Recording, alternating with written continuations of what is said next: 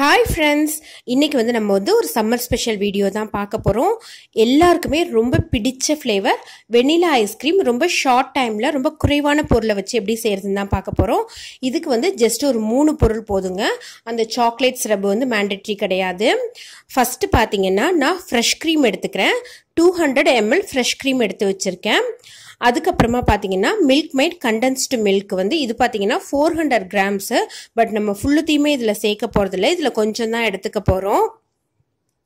அப்புறமா வந்து few drops வந்து வெனிலா எசன்ஸ், நீங்கள் எந்த ஐஸ்கிரீம் ஃப்ளேவர் விரும்புகிறீங்களோ அது போட்டுக்கலாம். அப்புறம் ஹெர்ஷீஸ் சாக்லேட் சிரப். ஃபஸ்ட்டு ஒரு பவுல் எடுத்துக்கோங்க, ஒரு எக் பீட்டர் எடுத்துக்கோங்க, ஒரு மெஷரிங் கப். உங்களுக்கு மெஷரிங் கப் இல்லைன்னா பரவாயில்ல, உங்ககிட்ட எந்த கப்ஸ் இருக்கோ அதை எடுத்துக்கோங்க. இப்போ பார்த்தீங்கன்னா நான் ஃப்ரெஷ் க்ரீம் ஃபுல்லுமே வந்து இந்த மெஷரிங் கப்பில் மெஷர் பண்ணி அந்த பவுலில் ஊற்றிக்க போகிறேன். இப்போ பார்த்தீங்கன்னா இது வந்து ஜஸ்ட்டு ஒரு 167 ml தான். நம்ம வந்து 200 எடுத்ததுனால பேலன்ஸை நான் அந்த பவுல்லே போட்டேன். இப்போ வந்து இந்த ஃப்ரெஷ் க்ரீமை நம்ம நல்லா பீட் பண்ணிகிட்டே இருக்கணும். இது கொஞ்சம் ஒரு மாதிரி திக்காக இருக்கும், அது நல்லா ஸ்மூத்தியாக வர வரைக்கும் நல்லா நம்ம வந்து பீட் பண்ணிகிட்டே இருக்கணும். இந்த ரெசிபி நான் போடுறதுக்கு காரணம் பார்த்தீங்கன்னா, நான் ஒவ்வொரு 1000 சப்ஸ்கிரைபர்ஸ்க்குமே வந்து ஏதாவது வந்து ஒரு ஸ்வீட் போடணும் அப்படின்னு நினச்சேன். பட் நான் இப்போ 3000 சப்ஸ்கிரைபர்ஸ் ரீச் பண்ணிட்டேன். ரொம்ப தேங்க்ஸ். ஸோ இந்த சம்மரில் ரொம்ப ஒரு சில்லுன்னு ஒரு ரெசிபி போடணும்னு நினச்சேன். அதனால தான் இந்த ஐஸ்கிரீம் சூஸ் பண்ணேன். இது பார்த்தீங்கன்னா நம்ம 7 மினிட்ஸ் பீட் பண்ணிக்கிட்டே இருக்கணும். அந்த ஃப்ரெஷ் க்ரீமை 7 மினிட்ஸ் பீட் பண்ணதுக்கு அப்புறமா பார்த்தீங்கன்னா நான் கண்டென்ஸ்டு மில்க் வந்து அதே மாதிரி நம்ம எடுத்துக்கிட்டாலே 200 ml சேர்த்துக்கிறேன். இதில் ஒரு சின்ன விஷயம் என்னென்னா, ரொம்ப ஸ்வீட் பிடிக்காதவங்க வந்து ஒரு 160 ml எடுத்துட்டாலே போதும். ஏன்னா வந்து ஸ்வீட் பிடிக்காதவங்களுக்கு வந்து இந்த மாதிரி ரொம்ப ஸ்வீட்டாக இருந்தாக்கா அதை வந்து சாப்பிட மாட்டாங்க. கண்டென்ஸ்டு மில்க் கொஞ்சம் ஸ்வீட் அதிகமாக தான் இருக்கும்.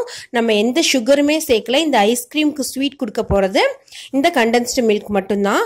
இது சேர்த்ததுக்கு அப்புறமா ஒரு 3 மினிட்ஸ் நல்லா பீட் பண்ணிட்டு நம்ம க்ரஷ் பண்ணி வச்சிருக்கிற அந்த பாதாம் நான் அதில் போட்டுட்டேன். இப்போ வந்து ஒரு ஃபியூ ட்ராப்ஸ் வெனிலா எசன்ஸ் இதுவும் போட்டு ஒரு 50 செகண்ட்ஸ் வந்து நல்லா நீங்கள் பீட் பண்ணிட்டா போதும்.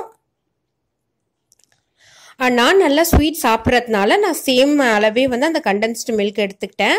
இப்போ வந்து இதை ஒரு நல்ல ஒரு ஏர்டைட் பாக்ஸாக இருக்கணும். இந்த பாக்ஸ் தான் ரொம்ப முக்கியம் ஐஸ்கிரீமுக்கு.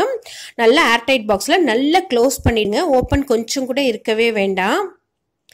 இதை பார்த்தீங்கன்னா நம்ம இப்போ ஒரு 10 மணி நேரம் ஃப்ரிட்ஜில் வந்து நல்லா ஃப்ரீஸ் பண்ண போகிறோம். ஃப்ரீசரில் வச்சு 5 ஹவர்ஸ்லாம் சொல்லுவாங்க. பட் கண்டிப்பாக வேணாங்க, ஒரு 10 hours ஆகுது ரெஸ்டிங் டைம் இருந்ததுன்னா தான் உங்களுக்கு ஐஸ்கிரீம் நல்லா செட் ஆகும்.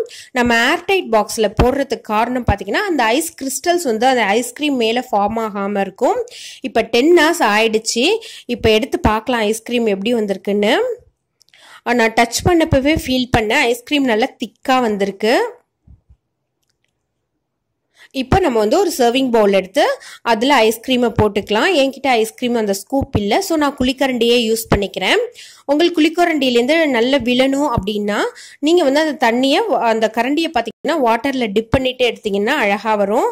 பாருங்கள் ஐஸ்கிரீம் எவ்வளோ திக்காக இருக்குன்னு.